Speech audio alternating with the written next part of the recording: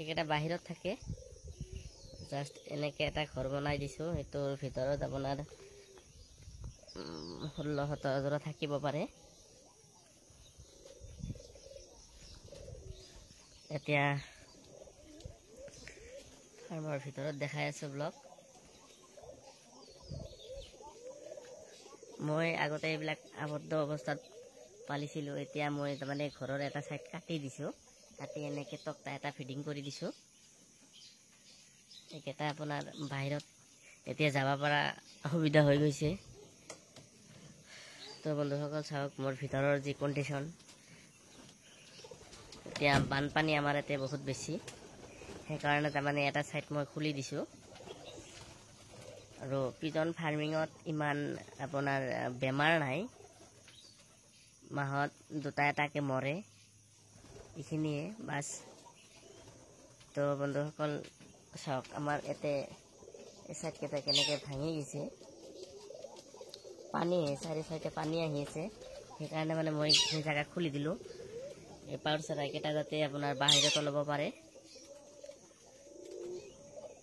কিছুমান আপোনাৰ ইমান দিন যিহেতু মই বন্ধ কৰি ৰাখিছিলোঁ, এতিয়া মই আজি এসপ্তাহমান হয় মই খুলি দিছোঁ, কিন্তু যিকেইটা বাহিৰত যায় আকৌ চাওঁ ভিতৰত আহে, সেইকাৰণে তাৰমানে কোনো অসুবিধা মোৰ হোৱা নাই।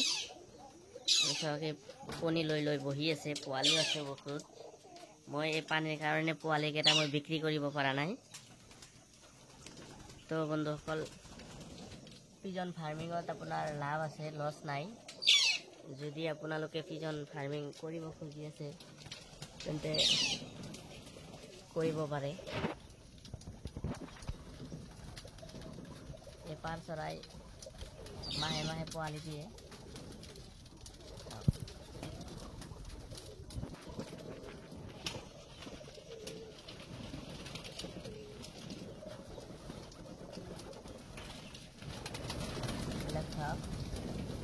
কণী ভৰ্তি হৈ আছে,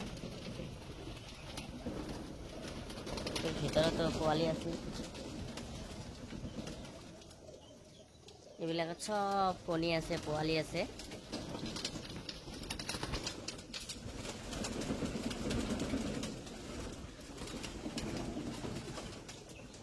আপোনালোকে যদি পাৰ চৰাইৰ ফাৰ্ম কৰিব খুজি আছে কৰিব পাৰে।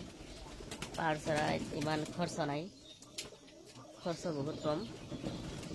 এটা পোৱালি ডাঙৰ হৈ গ'ল, আৰু আছে এইটো চাইডে আছে, কিন্তু এইফালে যাব অসুবিধা হৈ আছে। কিন্তু আপোনাৰ এই চাৰিওফালে পানী আহিছে, সেইকাৰণে এইফালে নাযাওঁ। মোৰ পোৱালি বিক্ৰী কৰিব পৰা নাই, ভালেখিনি অসুবিধা হৈছে। কিমান ডাঙৰ ডাঙৰ হৈ গ'ল পোৱালিকেইটা।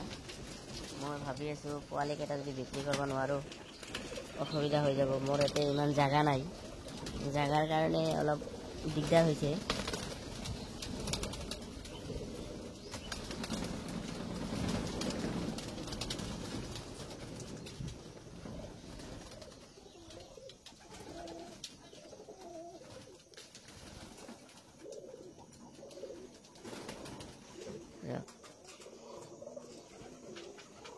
আমি এইবিলাকক খাবলৈ দি আছোঁ। ইয়াতে আছে ধান, ইয়াতে আছে সৰিয়হ, আৰু ইয়াতে আছে আপোনাৰ মাকৈ জোৱাৰৰ যিটো মেচিনেদি আমি অলপ গুড়া কৰি খুৱাওঁ। এনি টাইম ইয়াতে দিয়ে থাকোঁ।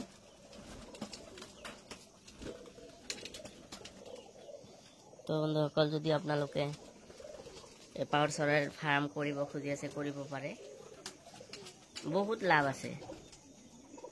পাৰ চৰাইৰ ফাৰ্মত আপোনাৰ লছ নাই। যদি মোৰ ভিডিঅ'টো চাই ভাল লাগিল লাইক কমেণ্ট শ্বেয়াৰ কৰিব, লগতে মোৰ চেনেলটো ছাবস্ক্ৰাইব কৰিব।